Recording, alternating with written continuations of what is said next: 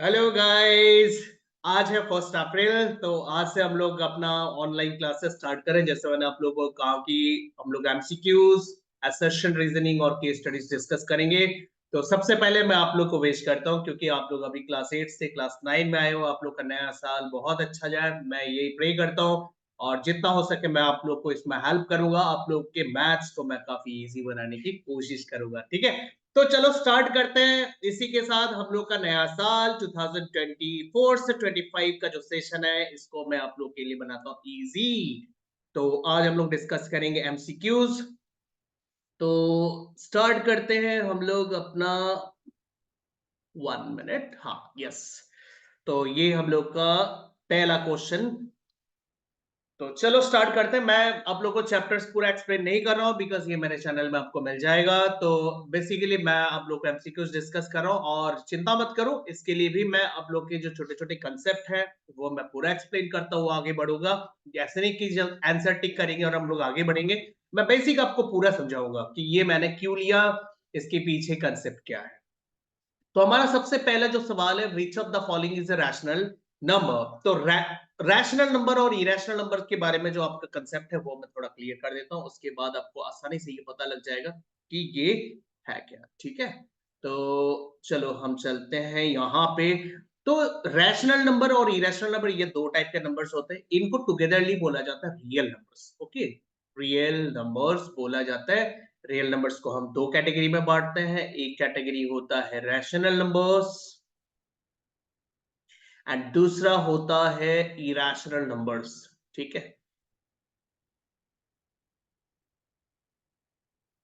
ये दो टाइप के नंबर्स होते हैं। रैशनल नंबर को आगे हम क्लासिफाई करते हैं इंटीजर्स,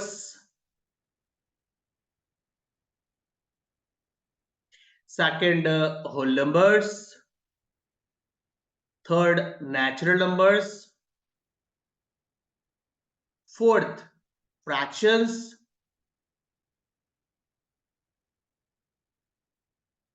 फ्रैक्शंस, ओके, फ्रैक्शंस का मतलब मैं थोड़ा क्लियर कर देता हूँ। फ्रैक्शंस रैशनल नंबर को हम लोग बोलते हैं ना, any number which is in the form of P by Q, where P and Q are integers. तो ध्यान रखना, P and Q are positive integers, इसका ध्यान रखना फ्रैक्शंस में, ठीक है।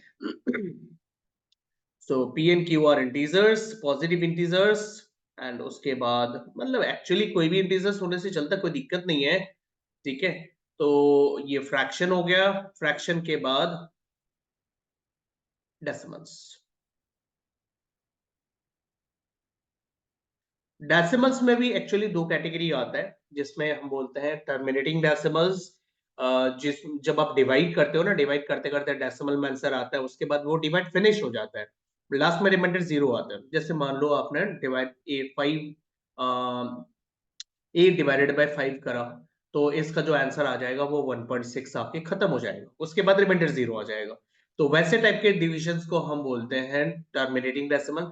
नेक्स्ट होता है नॉन टर्मिनेटिंग बट रैकरिंग।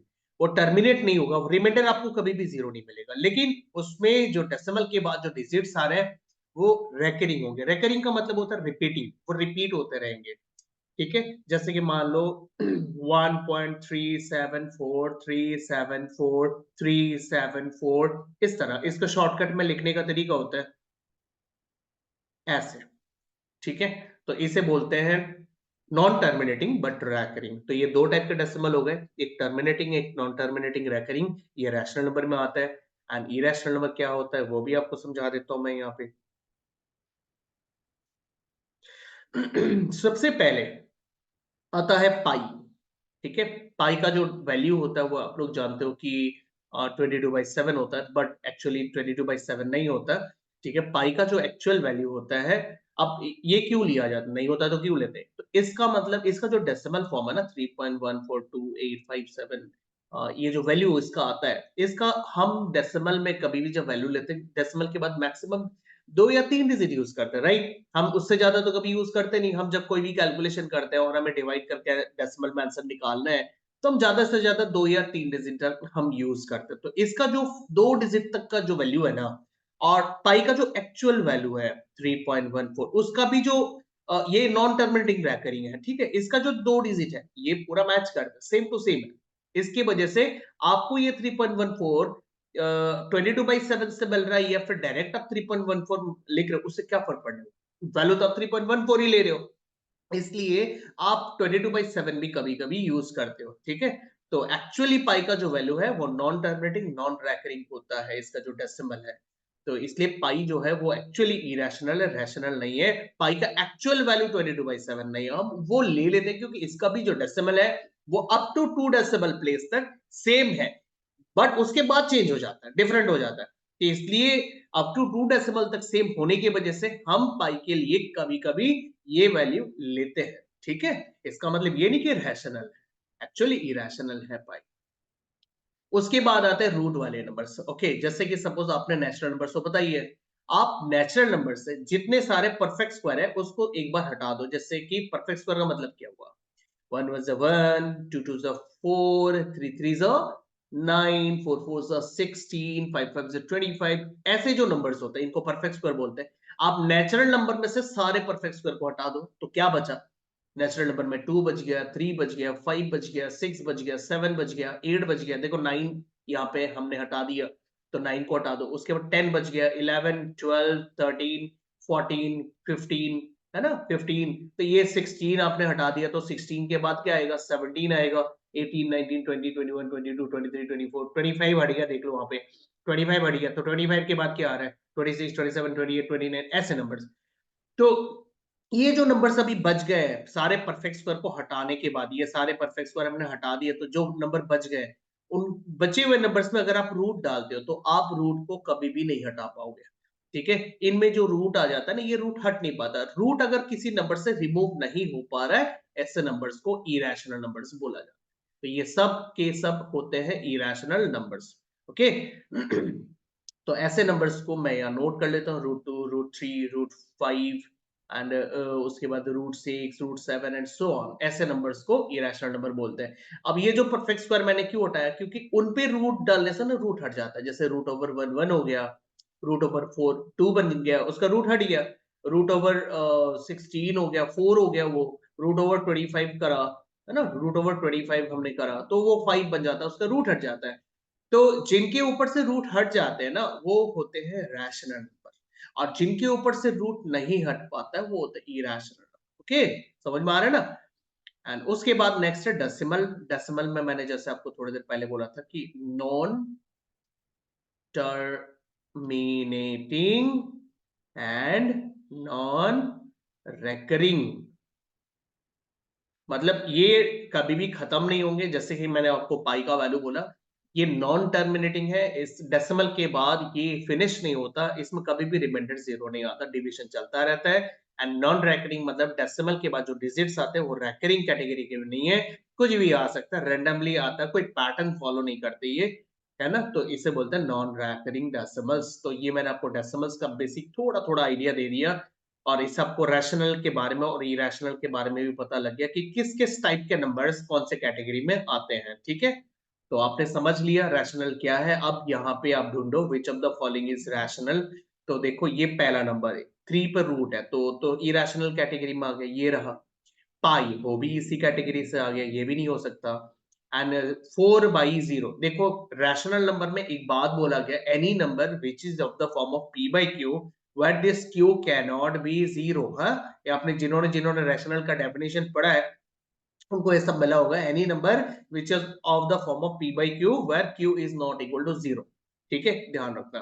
तो ये हो गया, ये भी पॉसिबल नहीं क्योंकि इसमें q में तो जीरो आ गया, डिनोमिनेटर में जीरो आ गया, इन्होंने मना किया कि भाई q में जीरो नहीं आना चाहिए, इसमें आ गया, है ना? तो रैशनल नंबर में कभी भी डिनोमिनेटर में जीरो नहीं हो सकता, तो ये रैशनल नंबर नहीं है, तो इसे भी आप ऑफ कर लो।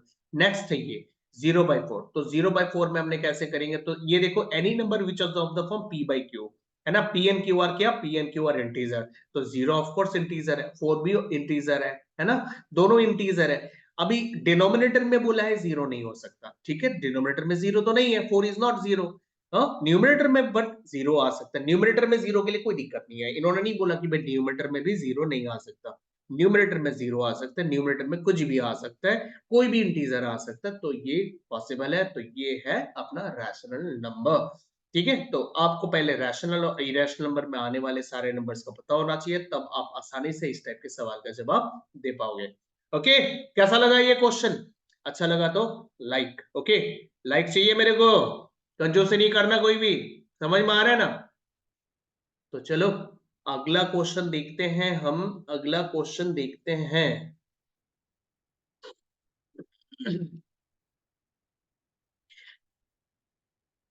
ये है हमारा अगला क्वेश्चन। इन्होंने पूछा इसमें इरेशनल नंबर क्या है, which of the following is irrational. तो अभी हम लोगों ने ऑलरेडी डिस्कस कर लिया रैशनल और इरेशनल नंबर क्या है ना? चाहिए क्या आपको? ये देखो यहाँ पे सारा नंबर हमने ऑलरेडी डिस्कस कर लिया, कौन सा चीज रैशनल है, कौन सा चीज इरेशनल है ना? तो हम यहाँ पे एक बार देख लेते हैं, यहाँ पे ये सारा चीज है आपके पास यहाँ पे। तो ये देखो, ये जो पहला नंबर है, नंबर फर्स्ट 4, अगर मैं इस रूट को स्प्लिट कर दूं, 4 पे अलग कर दूं, 9 पे भी अलग कर दूं, तो देखो 4 का रूट बनता है 2 और 9 का रूट बनता है 3। 4 का 4 इज अ परफेक्ट स्क्वायर, जो हमने यहाँ पे भी डिस्कस करा था, ये देखो, है ना?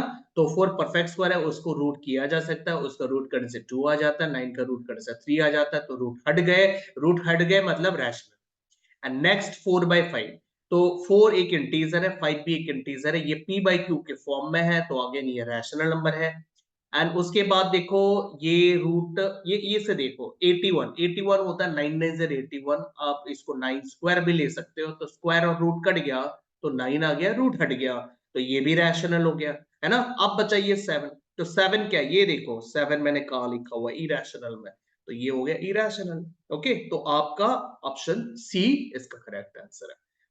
आ रहा है ना समझ में? हाँ, चलो बोलते रहो, समझ में आ रहा है कि नहीं?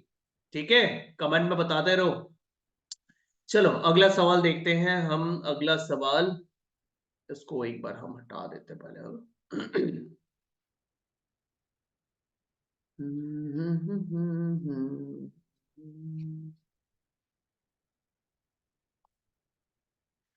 क्वेश्चन नंबर 3, नेक्स्ट क्वेश्चन देखते हैं। क्वेश्चन नंबर 3 क्या बोला? Every point on a number line represents, number line पे, नंबर लाइन तो पता ही है ना, एक्स एक्सिस, हाँ, एक्स एक्सिस एक नंबर लाइन है। अभी इसमें बीच में क्या होता है भाई? 0, उसके बाद 1 2 3, इधर में लेफ्ट में क्या होता है? -1 -2 -3 होता है ना ऐसे, ये सब हो गए इंटीजर, राइट? तो क्या आप यहाँ पे लिखोगे इंटीजर? नहीं, इंटीजर तो ऑप्शन में नहीं है। नेचुरल नंबर लिखोगे? और नेचुरल नंबर तो सिर्फ 1 से होता है, ये लेफ्ट साइड के भी तो नंबर्स है, नेगेटिव नंबर्स भी तो है, तो ये भी ऑप्शन में नहीं है। रैशनल नंबर, हाँ इंटीजर्स तो रैशनल नंबर होते हैं, हाँ, लेकिन ये जो 0 और 1 के बीच में भी तो कई सारे नंबर्स हो सकते हैं, बीच में छोटे छोटे नंबर्स, राइट? छोटे छोटे नंबर्स हो सकते हैं, कुछ भी नंबर हो सकता है। तो इसके बीच में, जैसे कि सपोज मैं आपको अगर बोलूं √3 का वैल्यू क्या है, तो √3 का value 1.732 dot dot dot dot चलता रहता है, तो ये कहाँ पे आ रहा है? ये 1 और 2 के बीच में आ रहा है, तो यहाँ तो इरेशनल नंबर भी आ रहा है ना? इनके बीच में इरेशनल नंबर भी आ रहा है, यहाँ पे समवेयर √3 का वैल्यू आएगा, यहाँ पे √3 का वैल्यू आएगा, √3 इधर आ रहा है ना? जैसे √2 किधर आ रहा है? √2 इधर आ रहा है, हाँ, √2 का वैल्यू होता है करीबन 1.414, ऐसा कुछ इसका वैल्यू है।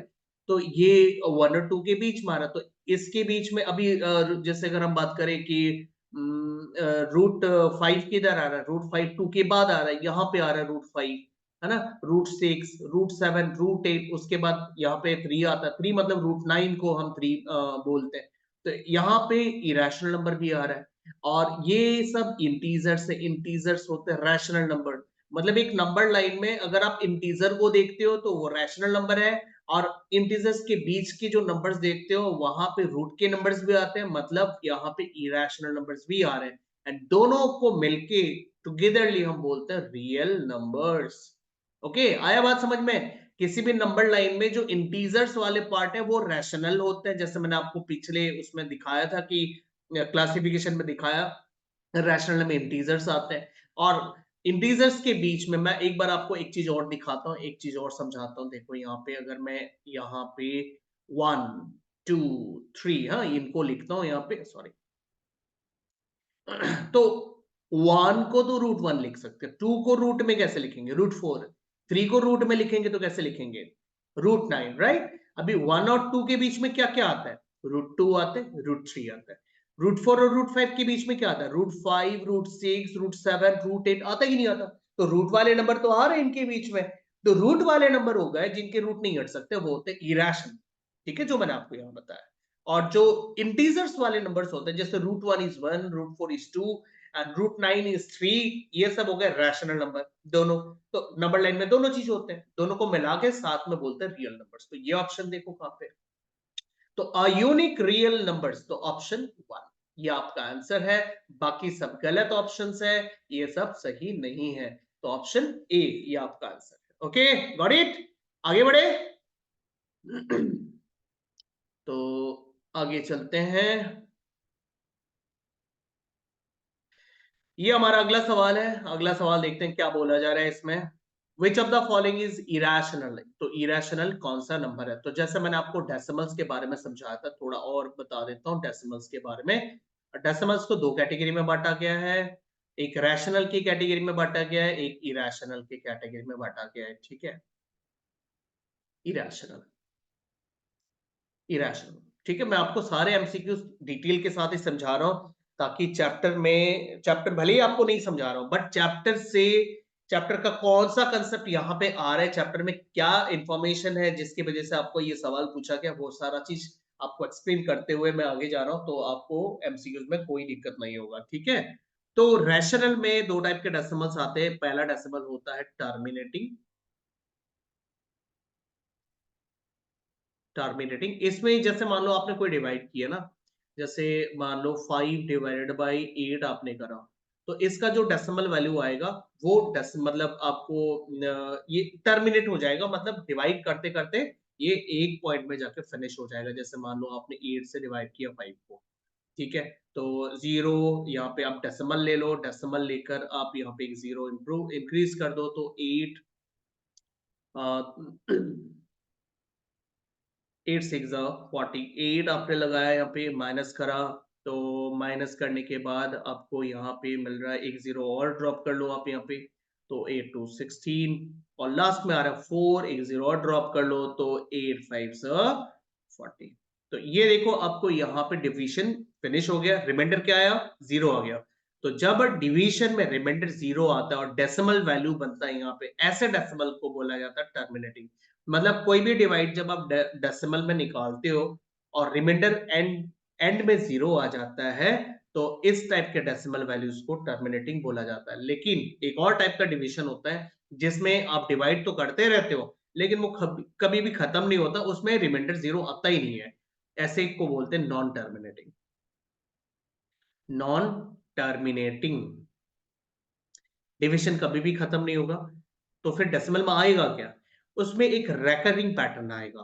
ठीक है, उसे बोलते हैं रेकरिंग। रेकरिंग मतलब रिपीटिंग, रैकरिंग। ठीक है, recurring, non terminating and recurring. जैसे कि मान लो आपने किसी को, मान लो 2 को 3 से डिवाइड करा, तो 2 को 3 से डिवाइड करने से 0.66666 चलता रहेगा, 6 ही आता रहेगा, और आपको जो रिमाइंडर है कभी भी 0 नहीं मिलेगा। आप डिवाइड करके देख सकते हो। ठीक है, 2 को जब आप डिवाइड करोगे, 0 पॉइंट डाल के मैं यहाँ पे एक 0 लगा देता हूँ, एंड 6 18 हो गया, फिर 2 आ गया, फिर 0 रहा, तो किससे करोगे? फिर से 6 से करोगे, 6 3 फिर से 18 करोगे, फिर 2 आ गया, फिर 0 ले लो, फिर से 20, फिर 6 से करोगे, 6 3 फिर से 18। तो देखो यही सेम चीज चलता रहता है, बार बार रिमाइंडर 2 ही आ रहा है, और हर बार आप उसे 6 से ही कर रहे हो, तो रिमाइंडर तो 0 आएगा ही नहीं इसमें कभी भी। तो इसका मतलब ये डिवीजन कभी खत्म नहीं होगा। खत्म नहीं होना मतलब नॉन टर्मिनेटिंग। और क्या रैकरिंग हो रहा है? यहाँ पे 6 से रैकरिंग हो रहा है। ठीक है, तो इस तरह के डिविजन्स को बोला जाता है नॉन टर्मिनेटिंग एंड रैकरिंग। ठीक है, तो ये हो गया रैशनल नंबर में आने वाले डेसिमल्स। दो टाइप के डेसिमल्स हो गए, एंड उसके बाद हम आते हैं यहाँ पे नेक्स्ट इरेशनल। इरेशनल में जो डेसिमल आता है वो आता है non terminating and non recurring. Non recurring ये टाइप के जो डेसिमल्स है वो इरेशनल होते हैं। जैसे कि इसका कोई ध्यान रखना, इरेशनल में कोई पी बाई क्यू फॉर्म नहीं होता। जैसे यहाँ पे आपने ले लिया 5/8 ना, तो आप मत सोचना भाई यहाँ पे हम कौन सा नंबर को डिवाइड करें कि हमें ये मिलेगा, तो यहाँ पे ऐसा कोई नंबर नहीं है। यहाँ पे आपको कोई पी बाई क्यू फॉर्म नहीं मिलता। इसमें जो डेसिमल्स होते हैं वो इस टाइप के होते हैं। मान लो 2 के बाद, देखो पहली बात तो नॉन रैकरिंग है, नॉन टर्मिनेटिंग है, ये टर्मिनेट कभी भी नहीं होगा, ये कंटिन्यूअसली चलता रहेगा, ठीक है, ये कभी भी फिनिश नहीं होगा। जैसे 2 3 7 4 5 6 कुछ भी आता रहेगा, 7 3 2 9 1 4 डॉट डॉट डॉट, मतलब ये कभी भी खत्म नहीं होगा। तो मैंने यहाँ पे आगे डॉट डॉट डॉट डाल दिया, मतलब आगे और भी चलता रहेगा। एंड नॉन रैकरिंग, यहाँ पर रिपीट नहीं हो रहा, देखो यहाँ पे कोई पैटर्न नहीं बन रहा, कुछ भी रैंडमली नंबर्स आ रहे हैं, तो ऐसा नंबर्स को बोला जाता है नॉन रैकरिंग। या फिर कई लोग एक खूबसूरत पैटर्न में लिखने की कोशिश करते हैं, बट नॉन रैकरिंग फॉर्म में लिखते हैं उस पैटर्न को। जैसे मान लो 1 0 1 0 0 1 0 0 0 1 0 0 0 0 1, ऐसे ये पैटर्न देखो, इसमें 1 0 है, 1 के बाद 1 0 है, लेकिन 1 के बाद 2 0, 1 के बाद 3 0, पैटर्न में चेंज हो रहा है, नंबर ऑफ जीरो चेंज हो रहे हैं, सेम तो नहीं आ रहा है इसमें, तो इसको बोला जाता है नॉन रैकरिंग। ठीक है, ये हो गया नॉन रैकरिंग डेसिमल। तो ये हो गया डेसिमल के बारे में। आई होप समझ में आ गया होगा डेसिमल किस टाइप के होते हैं। ठीक है, तो चलो अब हम यहाँ पे सवाल पे आते हैं। ये जो पहला है, ये कौन सा डेसिमल है? इसमें डॉट डॉट डॉट नहीं है, मतलब ये टर्मिनेट हो गया, ये फिनिश हो गया। इसमें जैसे ये ना टर्मिनेटिंग, तो टर्मिनेटिंग में हमने क्या देखा था, ये खत्म हो जाता है ना। जैसे 0.625 ये हमने यहाँ निकाला था, तो ये खत्म हो गया, ये इसके आगे और कुछ नहीं है, तो ये हो गया टर्मिनेटिंग डेसिमल, जो कि रैशनल होते हैं, लेकिन हमें तो ये रैशनल चाहिए। अगला देखो, ये भी टर्मिनेट हो गया, इसके आगे कुछ नहीं है, डॉट डॉट डॉट नहीं है, इसके आगे यहाँ पे कुछ नहीं है, 6 में ये फिनिश हो गया, तो ये भी रैशनल हो गया, तो ये भी अपना आंसर नहीं है। इसमें ये जो ऊपर एक बार दियो ना, इसका मतलब क्या है? देखो इससे मैं समझाता, यहाँ पे डेसिमल के बाद आपको क्या मिल रहा है, 6 मिल रहा है, 6 बार बार आ रहा है ना, तो 6 रिपीट हो रहा है, तो इसको हम शॉर्टकट में कैसे समझाते हैं? इसको समझाते हैं ऐसे, 6 के ऊपर इस तरह आप एक रिपीटिंग ब्लॉक डाल दो, इसे बोलते हैं रिपीटिंग ब्लॉक। अगर आप 6 के ऊपर डाल दो, इसका मतलब बनता है कि यहाँ 6 बार बार आता रहेगा, तो यहाँ पे 1516 के ऊपर डाला है ना, इसका मतलब ये यहाँ पे 1516 बार बार आता रहेगा, मतलब 0.1516, फिर से 1516, फिर से 1516, मतलब ये 1516 बार बार आता रहेगा, इसका मतलब ये रिपीटिंग ब्लॉक है। तो ये क्या हो गया, रेकरिंग हो गया ना, रेकरिंग हो रहे हैं, बार बार रिपीट हो रहा है, तो ये भी तो रैशनल हुआ, तो ये भी अपना आंसर नहीं है। तो फिर ये आते हैं यहाँ पे, जैसे 0.501, फिर 5001, 50001, देखो जीरोस बढ़ रहे, ये पैटर्न याद है मैंने आपको यहाँ में, ये देखो, ये पैटर्न को देखो, मैंने बोला था ना 101, फिर 1001, यहाँ पे जीरोस बदल रहे हैं, चेंज हो रहे हैं, सेम नहीं आ रहा, रिपीट नहीं हो रहा, डिफरेंट आ रहे हैं, हर वक्त जीरो को चेंज कर रहे हैं। तो यहाँ पर भी तो वही चीज हो गया, यहाँ पे 1 0 है, यहाँ 2 0, यहाँ 3 0, तो जीरो तो चेंज हो रहा है, रिपीट नहीं हो रहा, तो ये हो गया नॉन रैकरिंग। ओके, टर्मिनेटिंग तो है ही नहीं, नॉन टर्मिनेटिंग है, क्योंकि ये खत्म नहीं हुआ है, आगे डॉट डॉट डॉट है, मतलब चलता रहेगा, तो ये नॉन टर्मिनेटिंग हो गया। और यहाँ पे जो जीरोस का पैटर्न है वो चेंज हो रहा है, सेम नहीं है, डिफरेंट है, तो ये हो गया नॉन रैकरिंग। ठीक है, तो ये हो गया इरेशनल। हाँ, तो इस सवाल का जवाब है ये। तो आपको डेसिमल्स के बारे में पता होना चाहिए, किस किस टाइप के डेसिमल्स होते हैं, देन ऐसे सवालों का जवाब आप 2-3 सेकंड्स में ही दे सकते हो। तो चलो आगे बढ़ते हैं, अगला सवाल, हमारा आज का आखिरी सवाल। ओके, तो ये है असर्शन रीजनिंग का एक सवाल, तो देखते हैं इसमें क्या बोला गया। 15 is a composite number. Okay, what is composite number? पहले तो देखो, जितने भी नेचुरल नंबर्स होता है ना, उसको दो कैटेगरी में बांटा गया। ठीक है, किसको? नेचुरल नंबर्स को। नेचुरल नंबर्स को दो कैटेगरी में बांटा गया है, एक है प्राइम, दूसरा है कंपोजिट। प्राइम में दो फैक्टर्स होते हैं, ठीक है, एक वन और एक इटसेल्फ, खुद। और कंपोजिट में more than two factors, more than two factors, मतलब कंपोजिट नंबर्स वन के टेबल में आते हैं, खुद के टेबल में आते हैं, और किसी और के भी टेबल में आते होंगे, ऐसे नंबर्स को कंपोजिट नंबर बोला जाता है। प्राइम नंबर क्या होता है? वो वन और खुद के टेबल में आते हैं, इसके अलावा किसी के टेबल में आता नहीं, जैसे कि 2 हो गया, 2 1 के टेबल में और 2 के टेबल में आता है, 3 1 के टेबल में और 2 के टेबल में 3 के टेबल में आता है ना। उसके बाद 4 1 के टेबल में आता है, 2 के टेबल में आता है और 4 के भी टेबल में आता है ना। 4 की बात करो, 4, तो ये हो गया कंपोजिट।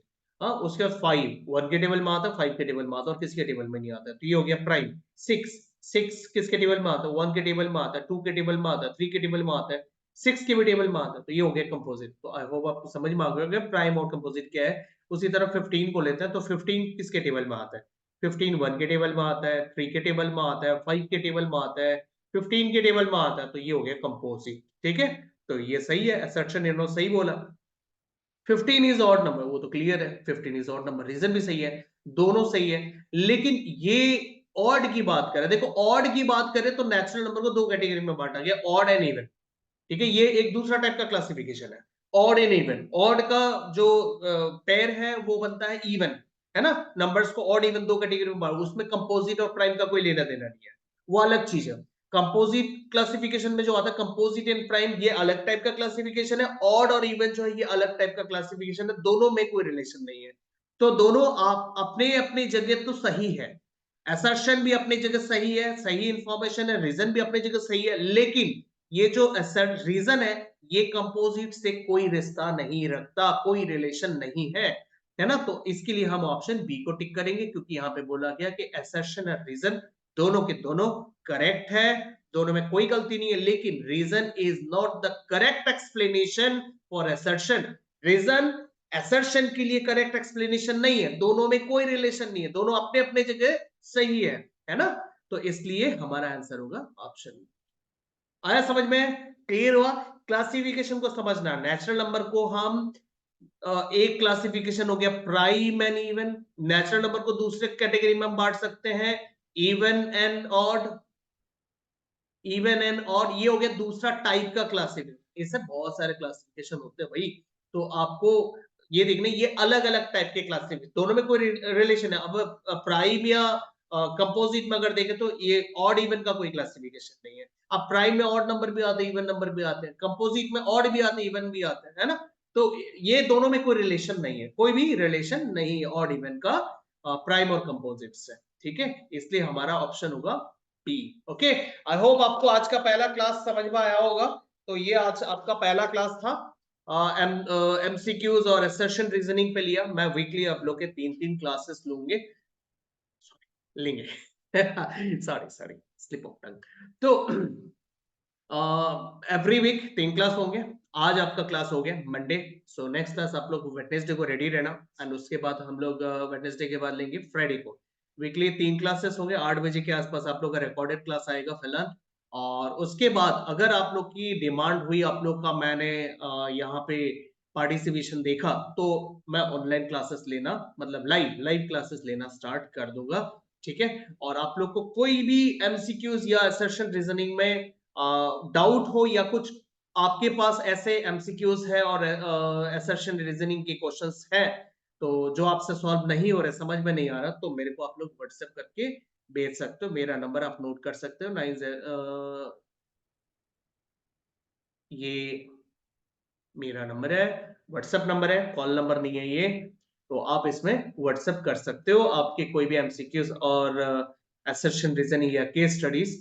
और आप लोग का जो केस स्टडी है, केस स्टडी मैं आप लोग को फ्राइडे को समझाऊंगा, और ऐसे आप लोग करने वेडनेसडे को भी एमसीक्यूज और असर्शन रीजनिंग पे हम लोग डिस्कस करेंगे। फ्राइडे को आप लोग केस स्टडीज डिस्कस करोगे, ठीक है मेरे साथ। तो कैसा लगा आज का क्लास आप लोग को, कमेंट करके बताओ, और लाइक करना अच्छा लगा हो तो, नहीं फिर भी लाइक करना चलो, फिर हम लोग मिलते हैं वेडनेसडे को, बाय बाय।